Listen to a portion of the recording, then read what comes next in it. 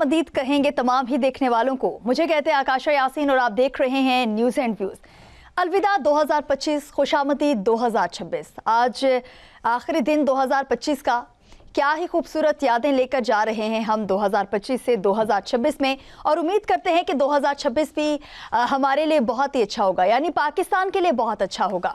नाजरीन, प्रोग्राम के पहले हिस्से में बात करेंगे रावलपिंडी में अडयाला जेल में के बाहर बानी पीटीआई इमरान खान से मुलाकात न होने पर अलीमा खान और दीगर बहनों के धरने को पुलिस कार्रवाई के बाद वाटर कैनन के इस्तेमाल से खत्म कर दिया गया, जबकि तीनों बहनों को हिरासत में लेने के बाद रिहा भी कर दिया गया था।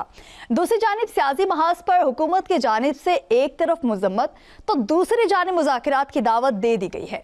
वफाकी वजीर तारिक फजल चौधरी ने तहरीक इंसाफ को मुज़ाकरात की दावत देते हुए कहा कि 12 जनवरी को संजीदा तजावीज़ के साथ स्पीकर के दफ्तर आ जाएं, जबकि राना सनाउल्लाह ने वाज़ेह किया कि मसाइल का हल सिर्फ मुज़ाकरात में है। इसके साथ हम देखते हैं कि पहले जैसे बात की कि 2025 जो है आज आखिरी दिन है और कल हम 2026 में दाखिल हो जाएंगे। एक और साल गुजर गया। साल 2025 पाकिस्तान के लिए गैर मामूली चैलेंजेस और अहम मोड़ का साल साबित हुआ, जहां एक तरफ भारत के साथ दहाइयों का सबसे बड़ा फौजी तसादुम, दहशतगर्दी और कुदरती आफात ने सूरत हाल को मुतासिर किया, तो दूसरी जानिब मौशी इस्तेहकाम, सफारती कामयाबियां, आलमी सतह पर कश्मीर के मसले के उजागर होने और ICC चैंपियंस ट्रॉफी की मेज़बानी ने पाकिस्तान के मुस्बत तशख्खुस को तक़वियत दी। सियासी और अदालती फैसलों ने रियासती ढांचे पर गहरे असरात छोड़े, जबकि मजमूई तौर पर 2025 ने 2026 के लिए इस्तेहकाम, इस्लाहात और इलाकाई अमन को नागुज़ीर बना दिया। नाज़रीन, ये तो हैं हमारे दो टॉपिक्स। स्टूडियोज़ में हमारे साथ मौजूद होंगे हमारे एक्सपर्ट्स तारिक सुमैर साहब, शकील करार साहब, सगीर चौधरी साहब और असगर चौधरी साहब। शुरुआत करना चाहूँगी मैं तारिक सुमैर साहब आपसे, और यही चाहती हूँ कि नया साल जो है वो समझें कि आखिरी जो दिन है आज 2025 का, उसका सूरज जो है वो गरूब हो चुका है। एक नए साल की बात करेंगे, नए साल में क्या होने जा रहा है। सबसे पहले तो नेक तमन्नाएं मैं चाहूँगी आपसे नए साल के लिए। उसके साथ साथ सर क्या समझते हैं कि नहीं, पहले इस पे बात करते हैं, फिर ये अडयाला वाले मसले पे बात करेंगे। बहुत शुक्रिया काशा। आपको पता है कि आज आखिरी दिन है 2025 का, और 2026 आप समझें कि सिडनी से तो शुरू हो गया है, और तकरीबात अभी हमने टीवी पे देखी है, वहाँ जारी है, वहाँ रात का 12 बज चुके थे। तो हमें 2025 पाकिस्तान के लिए अगर देखा जाए तो सबसे शानदार साल था, और इंडिया के लिए सबसे भयानक साल ये साबित हुआ। तारीख कह लें, उनकी तारीख जो है वो सदियों में बाद वो इतनी बुरे हालात से वो गुज़रे हैं, और पाकिस्तान को अल्लाह ने कामयाबी और कामरानी दी। पाकिस्तान जब 2025 का सूरज तुलू हुआ था, पाकिस्तान को माशी मसाइल बड़े संगीन थे, उनका सामना था, और उस हवाले से देखने की ज़रूरत है कि वो कितने हमने मीट किए। काफ़ी हद तक उसमें बेहतरी आई, लेकिन अभी भी बहुत से चैलेंजेस हमारे पास मौजूद हैं। उन चैलेंजेस को आगे चल के कैसे करना है। शहबाज शरीफ साहब, आज ही मैं उनकी तकरीर सुन रहा था, कह रहे थे कि 9 अरब डॉलर के ज़खायर थे और अब 21 बिलियन डॉलर तक पहुंच चुके हैं। महंगाई वो कहते हैं। इस हवाले से एक अलग टॉपिक है हमारे पास, उस पर भी बात करेंगे, लेकिन नया साल हमारे लिए है और भी बहुत से लोगों के लिए। अलीमा खान समेत इमरान खान की बहनों को अडयाला जेल में मुलाकात से तो डेफिनेटली वो कल हमने देखा कि रोका ही गया, लेकिन उसके साथ हम देखते हैं कि धरने पर वाटर कैनन का इस्तेमाल करने के हुकूमती जवाब क्या बनता है, जबकि ये मुलाकात का तयशुदा दिन था, फिर भी मुलाकात नहीं करवाई गई और फिर वाटर कैनन का भी इस्तेमाल किया गया। क्या ये चीज़ें हुकूमत को ज़ेब देती हैं? जी बिल्कुल, ये एक मामूल बन गया। बदकिस्मती की बात है, मैं तो यही कहूँगा कि हर हफ्ते में 2 दिन मंगल को और जुमरात को अडयाला जेल के बाहर मामलात होते हैं, और इन तीनों बहनें उनकी जाती हैं और उनकी मुलाकात नहीं होती। बैरिस्टर गौर साहब कल गए थे, उनकी मुलाकात नहीं हुई, और मुझे अफसोस हुआ उन्होंने जो फ़िक्रा इस्तेमाल किया था कि मैं हालात बदलने के लिए मिलना चाहता हूँ और भीख मांगता हूँ मुलाकात की। ऐसा मायूस कुन जुमला था उनका। उसके बावजूद भी अब रवैयों की बात है, मैं तो यहाँ रवैयों की बात करूँगा। 2 तरफा रवैये हैं। एक मुलाकात कराई गई थी जिसका कल भी मैंने तस्करा किया कि स्पीकर साहब ने गारंटी दी थी, फेडरल मिनिस्टर थे, बैरिस्टर गौर थे, उज़मा खान की, और उस वक्त उस माहौल में वो मुलाकात कराई गई थी जब एक अफवाह साज फैक्ट्रियाँ सरगर्म हुई और उन्होंने अफवाहें फैला दी कि खुदा न खास्ता बानी PTI जेल में फौत हो गए हैं। इंडियन मीडिया ने पिक की और बड़ा उस पर तूफ़ान मचाया गया। उसके बाद जो ट्वीट आया था तो हुकूमत ने ये फ़ैसला किया कि अब मुलाकात नहीं हमने करानी फ़िलहाल उनका यही फ़ैसला है कि मुलाकात, हाई कोर्ट के अहकामात अपनी जगह मौजूद हैं कि 2 दिन मुलाकात। कानून भी जो कहता है कि फैमिली की मुलाकात, वकीलों की मुलाकात होती है, वो जब केस चल रहे हों अदालत में हो जाती होती है। फ़िलहाल बानी PTI के ख़िलाफ़ तोशा खाना का जो केस है उसकी फ़ैसला आ चुका है और 9 मई GHQ हमला केस, उसकी समाअत फ़िलहाल नहीं हो रही और फैमिली की मुलाकात होनी चाहिए। और फैमिली को भी यही चाहिए, कल बैरिस्टर गौर साहब ने भी कहा, फ़िक्रा उनका एक और भी था बड़ा अहम, कि कुछ हुकूमत की तरफ से मसाइल हैं और कुछ अपनों ने भी ऐसे मसाइल पैदा किए कि मुलाकात नामुमकिन बना देगी। इससे पहले कल भी डाटा हमने शेयर किया गया कि कितनी 800 से ज़्यादा मुलाकात बानी PTI से हुई। रवैये तब्दील करने की ज़रूरत है दोनों तरफ से। ये नहीं कि एक तरफ नहीं होता कि हुकूमत को आप कहें जी मुलाकात करा दें, फिर अगले दिन आप ऐसा ट्वीट कराएं और ऐसी गुफ्तगू करें, फिर इंडियन मीडिया पे जाके बैशिंग करें, तो फिर आप ये तवक्को रखें, आप इधर से गोली चलाएं तो तवक्को रखें कि हुकूमत आपको फूल पेश करेगी। ये नहीं होता। रवैये दोनों तरफ से दुरुस्त करने होंगे, दोनों को बैठ के सोचना होगा कि मुल्क को सियासी तौर पे मुस्तहकम बनाना है, मुल्क में फ़िज़ा अच्छी करनी है। मईशत अगर आपकी तरक्की कर रही है, मईशत को आपने आगे लेके जाना है, तो मईशत के लिए आपको सियासी इस्तेकाम चाहिए। सियासी इस्तेकाम के लिए मुज़ाकरात चाहिए। आप एक कमेटी रूम में बैठना पड़ेगा। जैसा कि आपने एंट्रो में एक जिक्र किया है कि तारिक फजल ने कहा है कि तारिक फजल ने को बाज़ाब्ता दावत नहीं दी। 12 जनवरी की उन्होंने मिसाल कि नेशनल असम्बली का इजलास पहले हो रहा था, 6 जनवरी की एक प्रपोज़ल थी, तो 6 जनवरी को फरियाल तालपुर साहिबा के उनके बच्चों की शादी है, तो सारी पीपल्स पार्टी की क़यादत वहाँ मसरूफ़ होगी। उन्होंने रिक्वेस्ट की, अब इसको 12 जनवरी पर शिफ्ट किया गया है। तो 12 जनवरी को जब इजलास होता है तो स्पीकर साहब के चैम्बर में मेला लगा होता है, या सादिक साहब के पास अपोजिशन वाले भी जाते हैं, गवर्नमेंट वाले भी जाते हैं, वहाँ फिर गपशप होती है। अगर उन्होंने तारिक साहब ने ये कह दिया, फजल साहब ने, कि तजावीज़ लेकर आएँ, तो इनको चाहिए, महमूद खान चकजई साहब को भी चाहिए, बाकियों को भी चाहिए कि वहाँ तजावीज़ लेके जाएँ, तहरीरी तौर पे ले जाएँ, ज़बानी तौर पे ले जाएँ, कुछ चीज़ें शेयर करें कि भाई ये एजेंडा है हमारा, ताकि गवर्नमेंट को भी पता चले कि ये किस एजेंडे पे बात करना चाहते हैं, बयानात देना। शकील करार साहब इत्तेफाक करेंगे तारिक ज़ुबैर साहब की बात से? किसी हद तक करूँगा। उसमें एक बात तो खुशी की है कि आज साल के ख़िताम पर तारिक ज़ुबैर साहब ने कुछ पॉजिटिव बातें भी कर दी।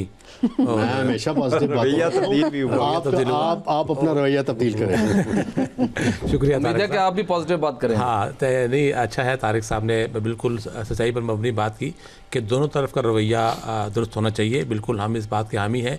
हम किसी एक फ़रीक की बात नहीं कर सकते और इंसाफ की बात यही है कि दोनों फ़रीक़ों के रवैयों में मस्बत तब्दीली आनी चाहिए हालात बेहतर करने के लिए, मुल्क को बेहतर करने के लिए। देखें, ज़रूरी तौर पर हालात पाकिस्तान के अगर सियासी इस्तेकाम अगर मजबूत होगा तो फिर मुल्क की मईशत पर भी तवज्जो दी जा सकती है और जो अपनी पॉलिसी है, ख़ारजा पॉलिसी, उसमें बेहतरी लाई जा सकती है।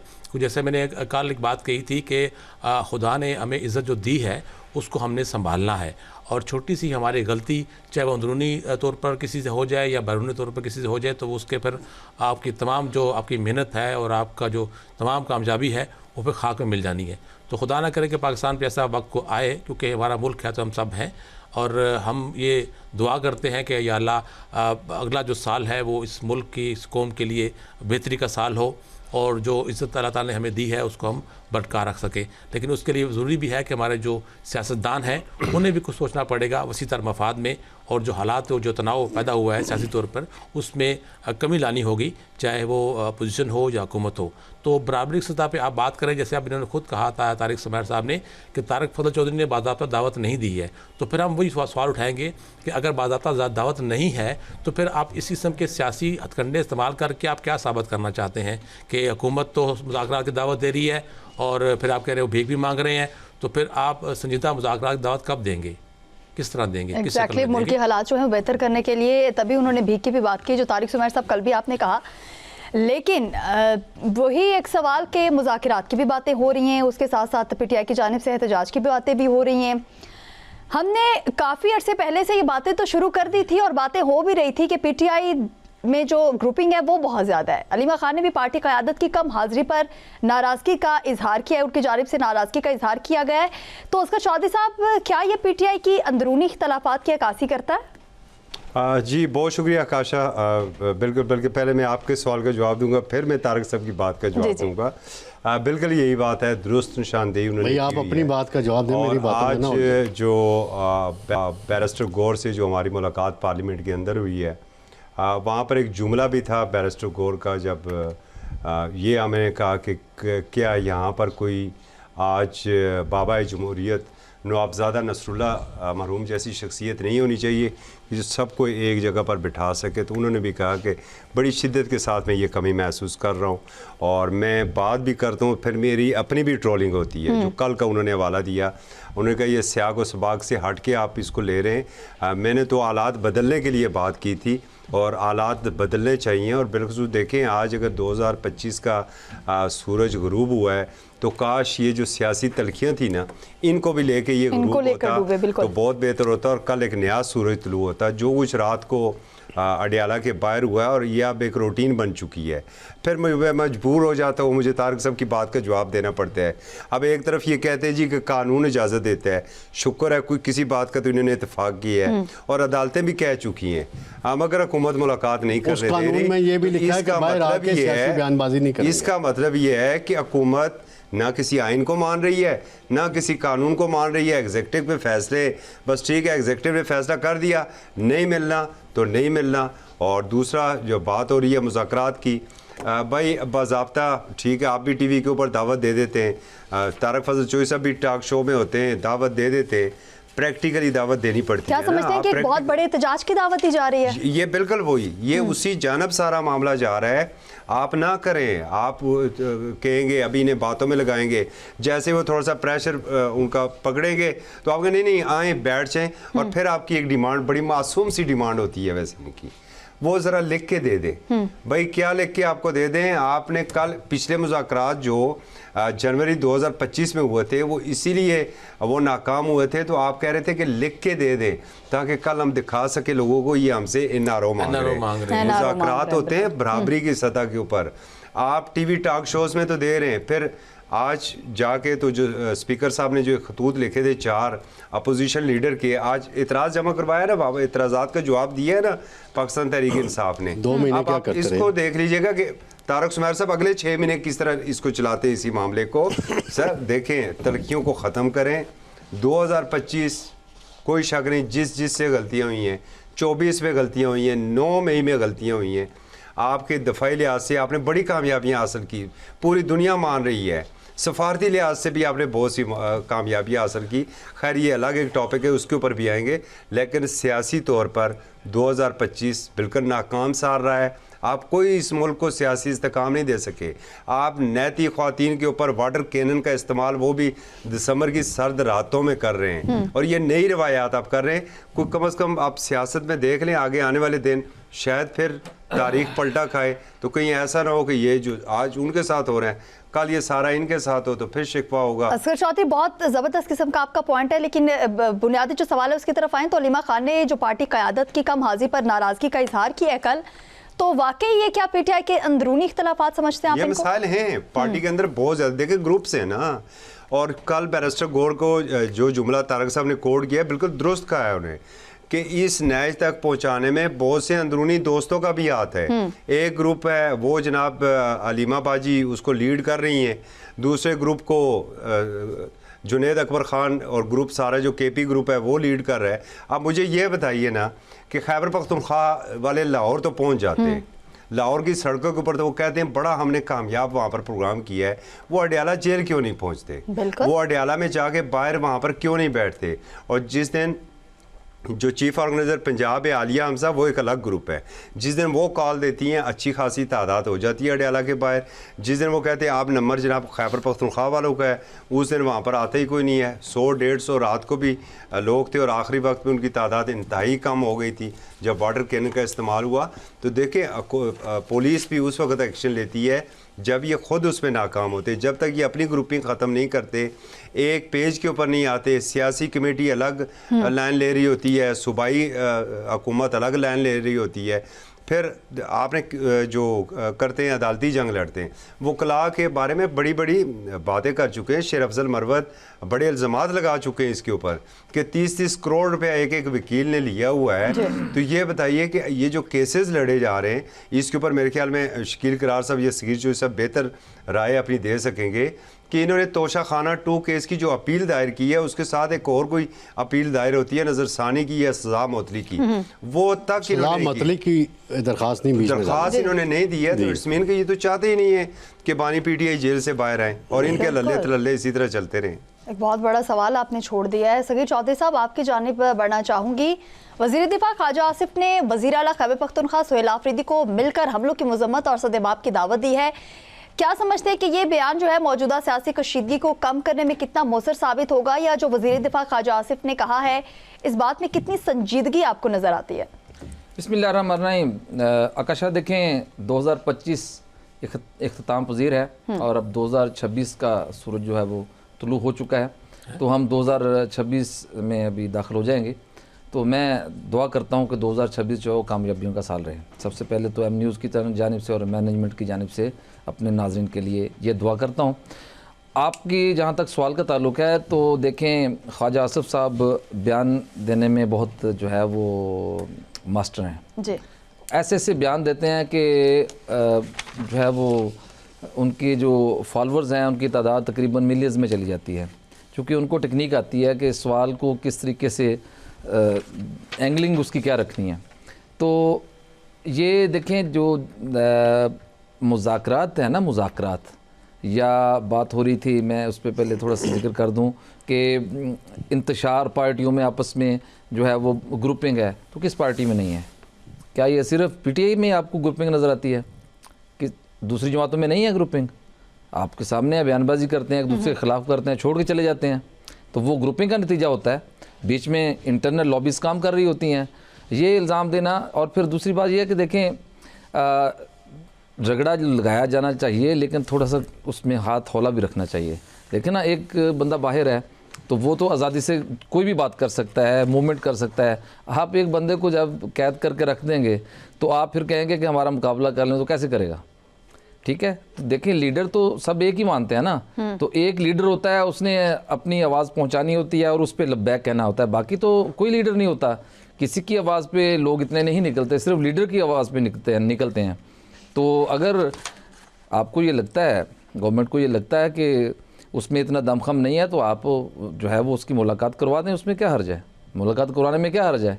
वो ये मुलाकात ना करवाना, बात करें, मुलाकात करवाने में कोई हर्ज नहीं है। तारिक सुमैर साहब भी यही कह रहे हैं कि मुलाकात होनी चाहिए, लेकिन मुलाकात हो नहीं रही। होनी क्यों नहीं हो रही? उसकी वजह देखें कि बात वही आती है कि वो खौफ है कि मुलाकात होगी, उसमें कोई ऐसी बात कर दी जाएगी, प्लानिंग दे दी जाएगी, या ऐसी कोई सियासी बात हो जाएगी जिससे जो है वो लोग मोटिवेट होंगे और उससे जो है वो सियासी नुकसान हो सकता है। हालांकि कोई मेरे ख्याल में जो असीर होता है, जब उससे मुलाकात होती है तो उसकी मुलाकात की रिकॉर्डिंग होती है जेल में। कोई वो ऐसे नहीं होता कि आप और मैं बैठे हुए बात कर रहे हैं, तो शायद वो एक जनरल सी मुलाकात होती है, उसमें वो एक रिकॉर्ड का हिस्सा होती है, उसमें रिकॉर्डिंग होती है, कैमरे लगे होते हैं और आपकी एक एक बात रिकॉर्ड हो रही होती है।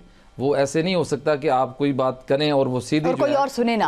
हाँ जी, वो हर चीज़ की रिकॉर्डिंग भी होती है, वो बतौर सबूत भी किसी जगह पे भी कभी भी पेश की जा सकती है। क्योंकि आप जब मुलाकात कर रहे होते हैं तो आप एक कानून और ज़ाब्ते के तहत कर रहे होते हैं। आप नाम लिस्ट में होता है, आप उस लिस्ट के मुताबिक जेल में जाते हैं और फिर उस असीर से मुलाकात करते हैं।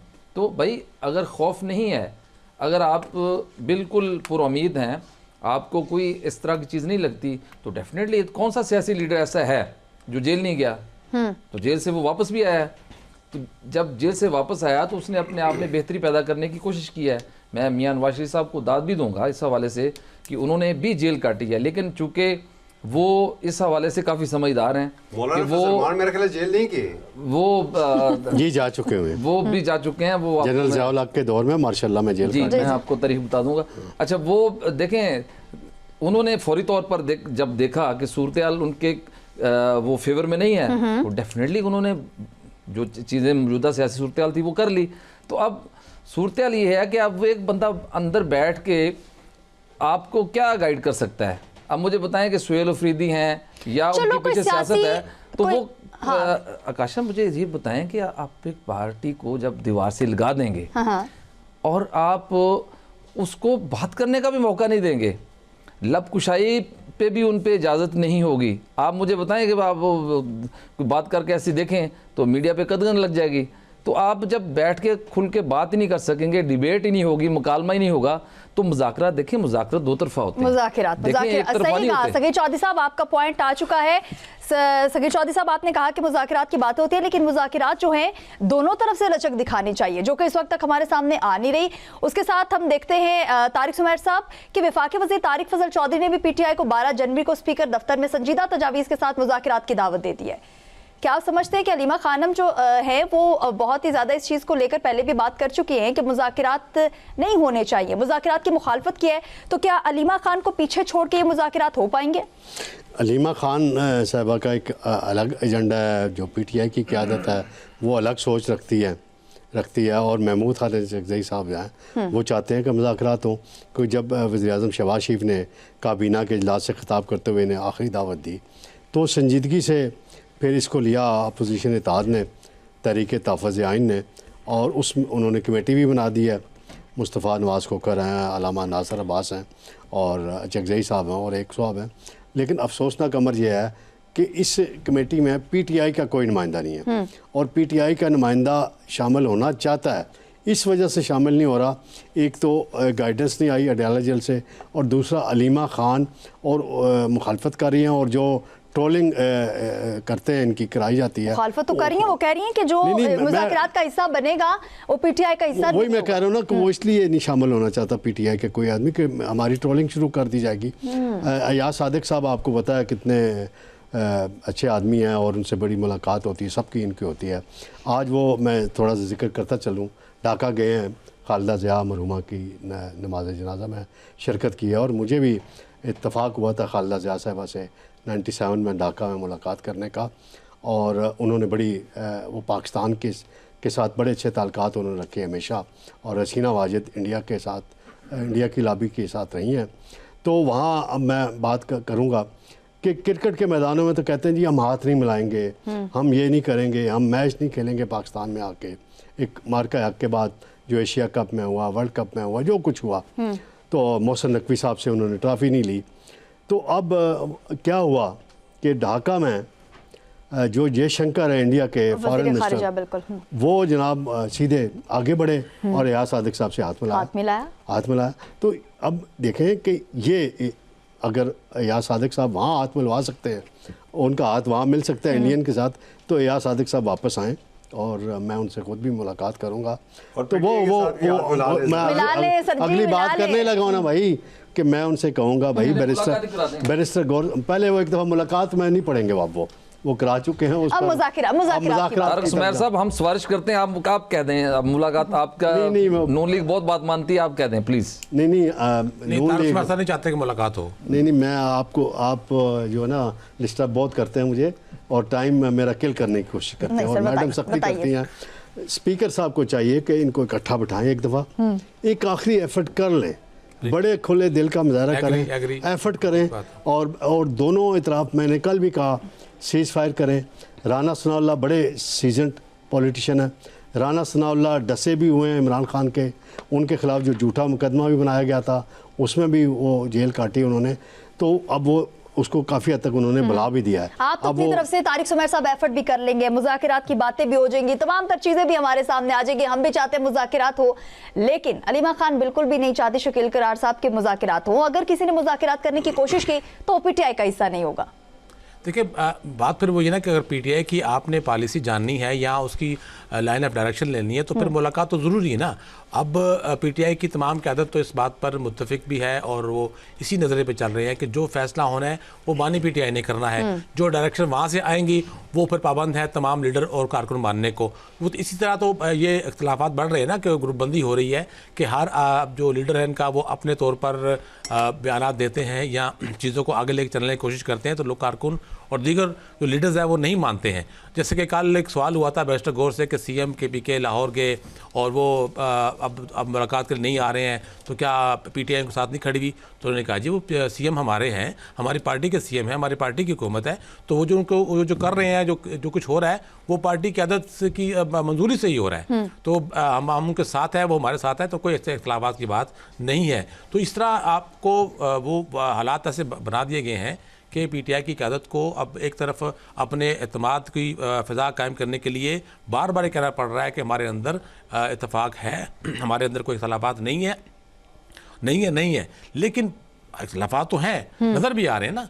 वो तो हर सियासी जमात में होते हैं, किसी में नज़र आते हैं, किसी सियासी जमात में नज़र नहीं आते हैं। आपको यहाँ सूरत इसलिए मुख्तलिफ भी है कि ये अब इतने बिखर चुके हैं PTI की क़यादत में कि अब उनको समझ नहीं आता है कि हम फैसला क्या करें, क्योंकि वो खुद से फैसला कर नहीं सकते। फैसला करेंगे तो कारकुन नहीं मानतेंगे। तो जब तक डायरेक्शन नहीं आएगी बानी PTI से, ये कोई भी लाइन ऑफ एक्शन खुद से नहीं बना सकते। और चाहे वो CM KPK हो, बैरिस्टर गौर हो, जो भी हो। तो बैरिस्टर गौर तो है बार बार ये बात कर रहे हैं कि हम तो मुज़ाकरात करने के लिए तैयार हैं, बातचीत के लिए तैयार हैं। कभी भी सियासत में मुज़ाकरात या बातचीत की दरवाजे खिड़कियाँ बंद नहीं होते हैं, हमेशा खुले होते हैं। वो खुले रखने भी चाहिए ताकि मामलात को, चीज़ों को ऐसे तरीके से मस्बत अंदाज से आगे बढ़ाया जा सके। तो मेरा ख्याल है कि तारिक उस्माइल साहब ने अच्छी बात की कि स्पीकर को वो खुद भी गुजारिश करेंगे। तो अगर स्पीकर साहब ने ये खुलूस नीयत से इक़दाम किया तो मुझे उम्मीद है कि मामलात कुछ हद तक बेहतर हो जाएंगे। चलो कुछ और ना हुआ तो सियासी जो गालम गलोच हो रही है उसमें कमी आ जाएगी। जो मुज़ाकरात की बात करेगा वो PTI का हिस्सा नहीं होगा। सवाल यह है कि अगर बैरिस्टर गौर की जानिब से मुज़ाकरात हो जाते हैं तो क्या हम इन फ्यूचर देखेंगे कि वो PTI का हिस्सा होंगे या नहीं होंगे, इस पर भी बात होगी। लेकिन यहाँ पर वक्त हो एक शॉर्ट ब्रेक का, हमारे साथ रहिएगा।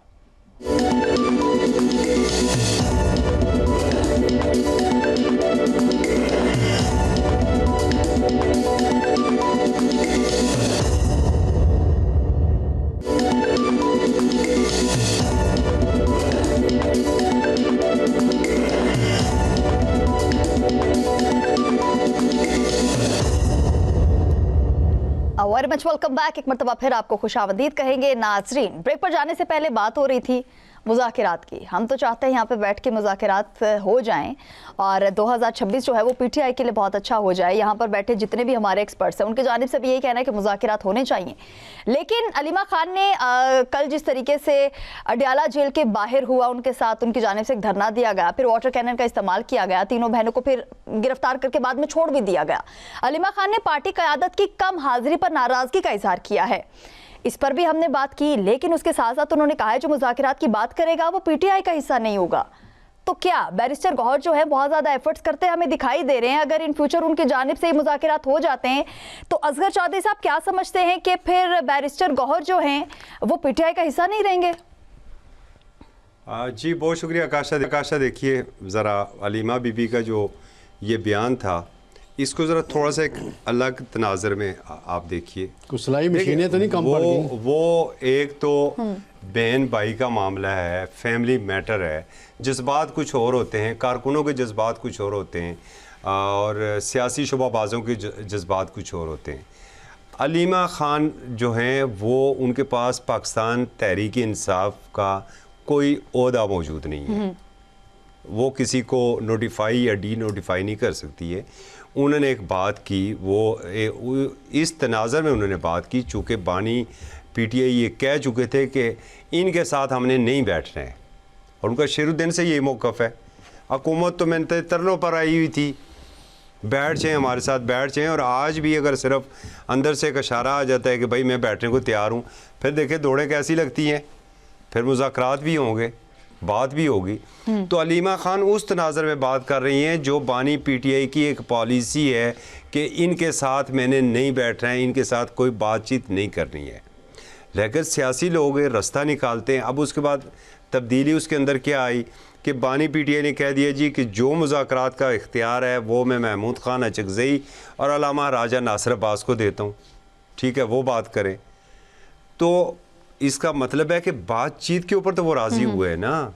ये आपने इन जो मुज़ाकरात हैं इनको बिल्कुल ही मजाक बना के रख दिया है। चले ना सुने पाकिस्तान तहरीक इंसाफ की, वो सोबते बर्दाश्त करने वाले हैं, वो मारे खाने वाला, वो गिरफ़्तार होने वाला, वो जेलों में जाने वाला, ख्वाजा साद रफ़ीक की सुन लें कि उन्होंने अपने वालिद साहब की बरसी के मौका पर क्या बात की और अपनी लीडरशिप से उन्होंने कहा मैं खुल के बाहर भी ये बात करूँगा।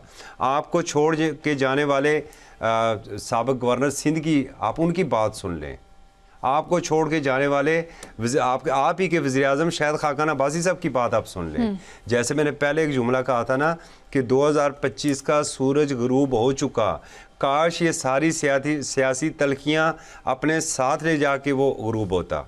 और गद्दारी की जहाँ तक बात है, कोई पाकिस्तान तहरीक इंसाफ में किसी के पास कोई भी अभी वो सर्टिफिकेट तैयार नहीं है। बैरिस्टर गौर पार्टी के चेयरमैन है और इन्हें बानी पीटीआई इमरान खान साहब ने ख़ुद चेयरमैन नामज़द किया था।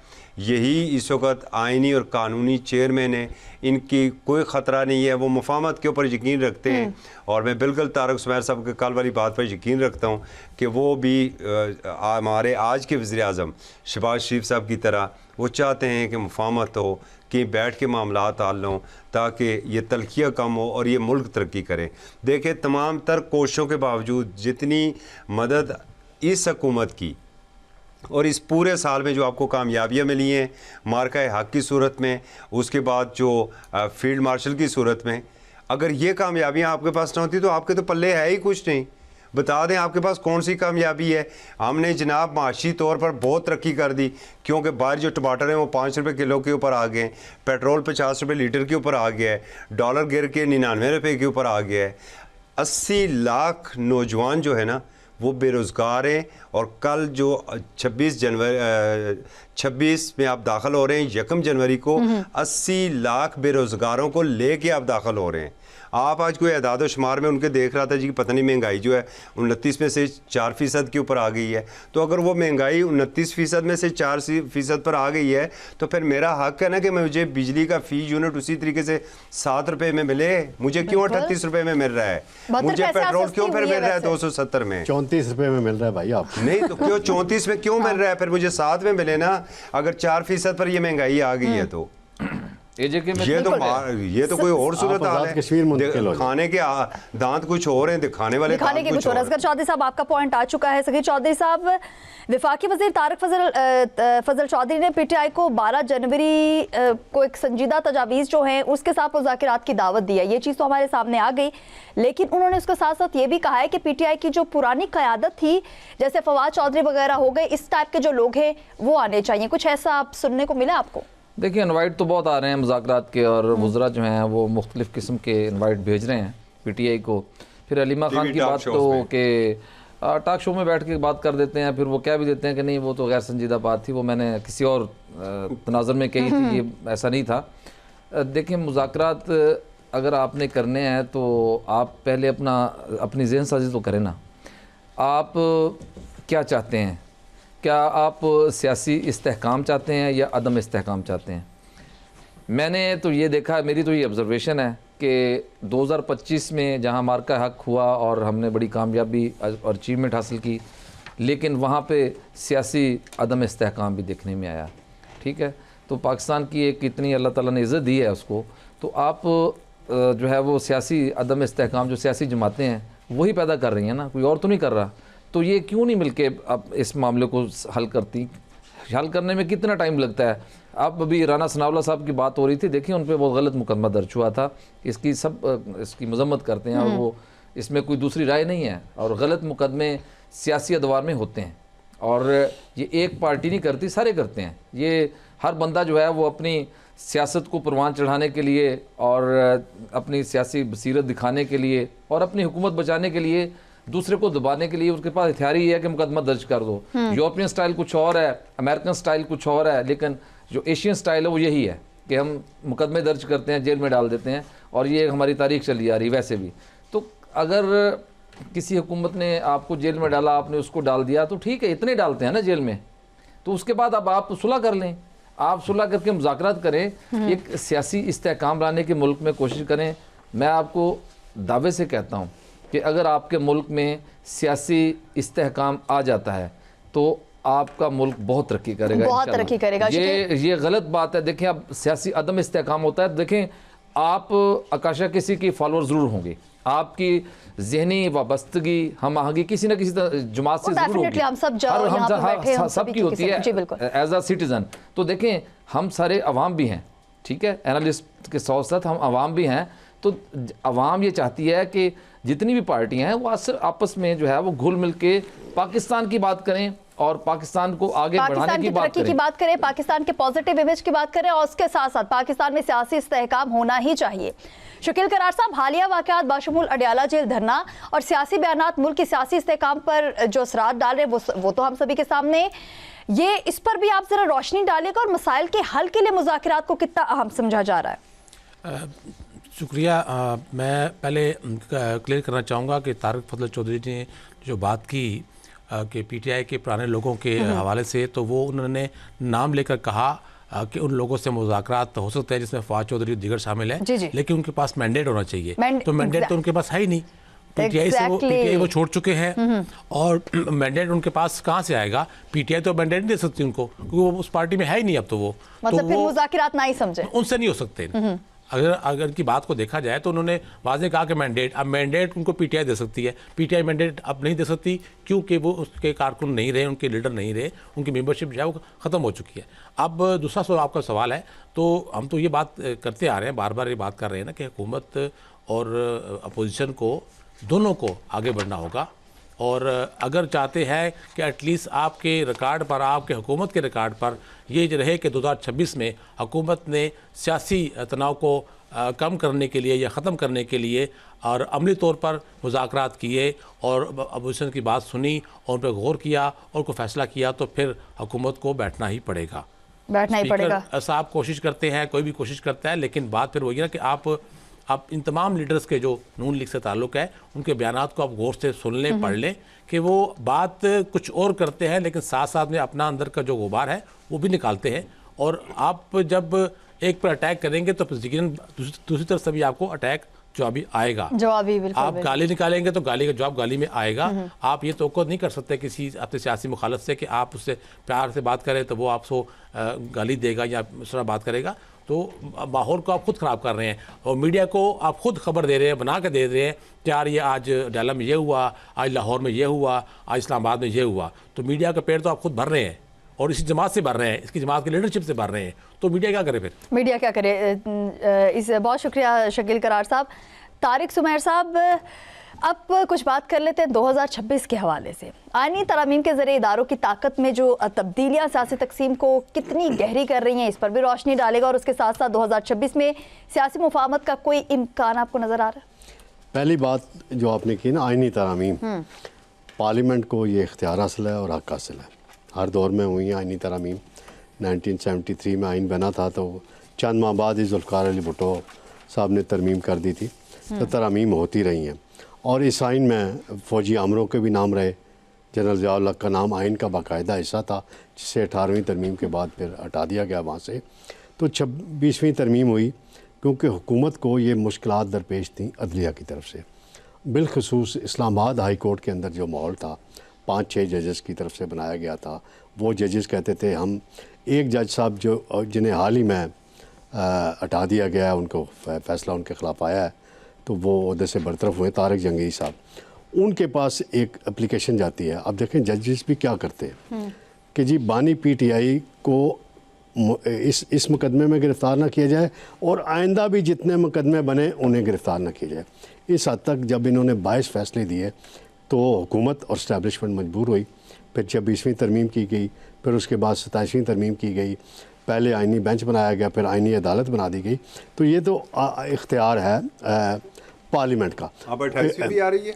यह पहले मुझे इन पर ही बात करने थे। 28वीं का भी बहुत दूर की मंजिल है। अच्छा, मतलब वो मैं आपके मशवरे से ही, हाँ, उसकी मंजिल अभी बड़ी दूर है।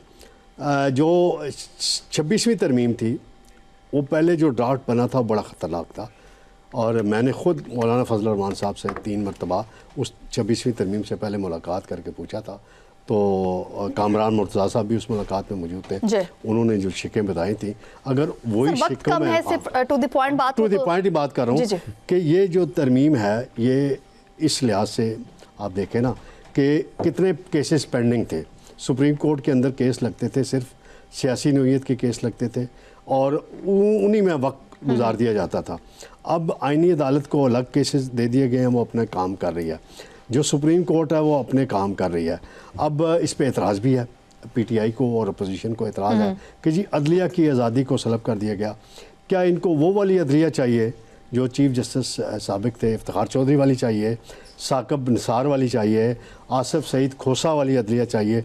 तो वो तो इनको नहीं मिलेगी, वो तो नहीं मिलेगी। अब कम वक्त और में एक और हमने अदलिया भी थी, गुड टू सी यू, वो भी नहीं मिलेगी। अब अदलिया कम वक्त में हमने बड़ी-बड़ी कुछ बातें अपने एक्सपर्ट से, इसी अदलिया के साथ आपने पेश होना है, इसी अदलिया से आपने रिलीफ लेना है और इसी अदलिया के पास आपने जाके अपनी रेट देनी है। अब अपने दूसरा जो आपने मौजू था जो आपने बात सर उस पे अलग से बात करते हैं। अब जो हमारे एक्सपर्ट्स यहाँ पर मौजूद है, मैं चाहूंगी कि कम वक्त में ज्यादा बात करें क्योंकि वक्त बहुत प्रोग्राम का कम है। शकील करार साहब, पीआई की निजकारी जैसी इस्लाहात और अफरात ज़र में कमी के मुस्बत इकदाम के बावजूद हमने देखा कि ग़िज़ाई अदम तहफ़्फ़ुज़ और गुर्बत में इजाफे की वजूहात क्या समझते हैं?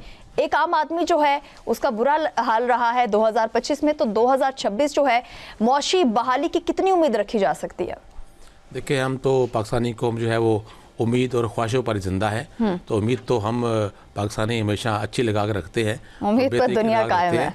उस पर हम भी पाकिस्तानी कौम कायम है और अच्छी उम्मीद लगा के बैठे हुए हैं कि अल्लाह बेहतर करेगा और हमने तो कुछ खुद करना नहीं है।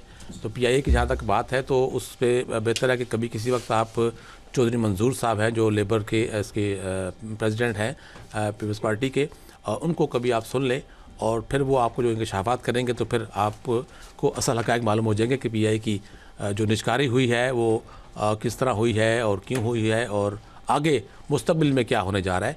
तो वो उनकी जो बात है वो पूरी तरह मीडिया पर नहीं आ रही है और सामने आवाम के सामने नहीं आ रही है क्योंकि वो इसमें बड़ी गहरी उनकी नज़र है पीआई की निजकारी के हवाले से। जहाँ उनकी पीआई की जो यूनियन है उसके जो प्रेसिडेंट हैं उनको आप बुला के सुन ले लगारी साहब को, तो फिर आपको बहुत सी चीज़ों का इंकशाफात हो जाएंगे कि उसमें हुआ क्या है। अब हम तो उसमें हम नहीं जाते इसी गहराई में, लेकिन इतना ज़रूर कह सकते हैं कि ये जो उसकी निजकारी हुई है मेरा ख्याल है कि वो जल्दबाजी में हुई है और उसकी जो असल वर्थ है उससे कई गुना कम पे हुई है। और अब ज़ाहिर उसमें हम सर पूरे 2025 में सुनते रहे कि पाकिस्तान जो है वो तरक्की की राहों पर गामजन है, तरक्की हो रही है, ये हो रहा है, मतलब बड़ी बातें हो रही हैं, मैशत स्ट्रॉन्ग हो रही है, लेकिन आम आदमी का फिर भी बुरा हाल है। असगर चौधरी साहब, 2025 में तुर्की, सऊदी अरब, मुत्तहिदा अरब अमारात और अमेरिका से मजबूत ताल्लुकात हुए पाकिस्तान के, तो इसके साथ आप पाकिस्तान की सफारती पोजीशन को किस हद तक मजबूत समझते हैं इस वक्त? जी बिल्कुल, ये पाकिस्तान के लिए इंतहाई कामयाबियों का सार रहा है। दफ़ाई लिहाज से और सफारती माज़ों के ऊपर बड़ी कामयाबियां हमने हासिल की हैं और ये हमारे जो सपा सलार थे उन्हें ये भी एजाज़ हासिल रहा है कि उन्होंने प्रेसिडेंट ट्रंप के साथ जो है वो एक लंच के ऊपर मुलाकात भी की है। वो हमारा अज़ली दुश्मन जो हमेशा से ये समझता था कि पाकिस्तान पूरी दुनिया में अब आलमी तनाई का शिकार हो चुका है। आज ये हालत है कि वो बज़ात ख़ुद आलमी तनाई का शिकार हो चुका है और वो उसका भी अब सिर्फ जो अफ़गानिस्तान या इज़राइल तक महदूद है। ये बड़ी कामयाबियाँ हमें मिली हैं और जो अस्करी लिहाज से हमने जो कामयाबियाँ हासिल की हैं मार्का हक़ में, अब उसकी तो दुनिया मौतरफ है, उसकी तो दुनिया बात करती है। सगीर चौधरी साहब आपकी सिर्फ वन लाइनर में ज़रूर कहूँगा, देखें 2026 का 1 जनवरी है, स्पीकर साहब से सिर्फ या वन लाइनर कि जनाब एक बुके और एक केक अडियाला जेल सुबह भिजवा दे और आप कह दें ये न्यू ईयर का बुके है और न्यू ईयर का केक है, तो ये किसको भिजवाना है ये भी बता दें। बानी पीटीआई को। सगीर चौधरी साहब आपकी जानिब बढ़ना चाहूंगी। साल भर में हमने देखा कि जहां पाकिस्तान को पूरी दुनिया में सराहा गया, पूरी दुनिया में पाकिस्तान की पजीराई हुई, वहीं पर हम देखते हैं कि साल भर टीटीपी और बीएलए के हमलों में इजाफे और अफगानिस्तान से सरहदी तनाज़ात बरकरार रहे हैं। क्या 2026 में अफगानिस्तान के साथ अमन मुआहिदा आप समझते हैं कि हो जाएगा हमारा? देखिए 2025 में दहशतगर्दी और गालिब रही है, इसके अलावा सियासी अदम इस्तेहकाम कह लें और सियासी जमातों में तकसीम कह लें वो गालिब रही हैं और इसके अलावा सफारती पोजीशन जो है वो हमारी मजबूत रही है। लेकिन अनफॉर्चुनेटली जिसकी आपने बात की कि अफ़गानिस्तान के साथ जो ताल्लुकात थे चूँकि अफ़गानिस्तान की सरजमीन पाकिस्तान के ख़िलाफ़ इस्तेमाल हुई और जिसका पाकिस्तान ने जवाब दिया, फिर पाकिस्तान की जानिब से और दीगर दोस्त ममालिक की जानिब से मुज़ाकरात की बात हुई। तो मैं ये समझता हूँ कि अफ़गानिस्तान के साथ 2026 में ताल्लुकात बेहतर होने की तवक्का है, और अगर ताल्लुकात बेहतर हो जाते हैं तो खित्ते में एक इस्तेहकाम जो है वो मज़ीद ज़्यादा अच्छे तरीके से आएगा। और जहाँ तक सफारती सतह पर है तो पाकिस्तान के जो मोतरफ है वो आलमी जरीदे हैं जिन्होंने पाकिस्तान की तारीफ़ की है। मेरा ख्याल है ये पाकिस्तान के लिए बड़े प्राउड की बात है, मेरे मुल्क के लिए बड़े प्राउड की बात है कि आलमी जरीदे वही जो हमें हमेशा एक कर्ज़ों में डूबा मुल्क कहते थे और गुर्बत की लकीर से नीचे ज़िंदगी गुजारने की बातें करते थे, अब वही जरीदे जो हैं वो हमारी तारीफ़ें कर रहे हैं, वो हमारी तारीफ़ें कर रहे हैं, हमारी तारीफ़ों के पुल बांध रहे हैं और पूरी दुनिया में इस पर बात हो रही है। नाज़रीन, 2025 दाखिली चैलेंजेस, दहशतगर्दी, सैलाब, सियासी तकसीम, ये तमाम तर चीज़ें तो हमारे सामने थी, लेकिन इसके बावजूद बैरूनी दिफाई और सफारती कामयाबियाँ और चैंपियंस ट्रॉफी की मेज़बानी जैसे मुस्बत लम्हात भी इसी पाकिस्तान के लिए थे।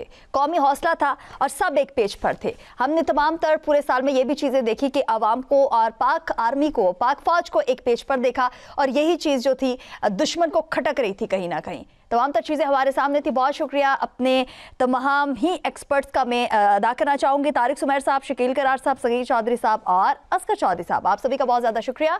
इसी के साथ ही अपनी मेज़बान आकाशा यासीन को दीजिए इजाज़त। खुदा हाफ़िज़।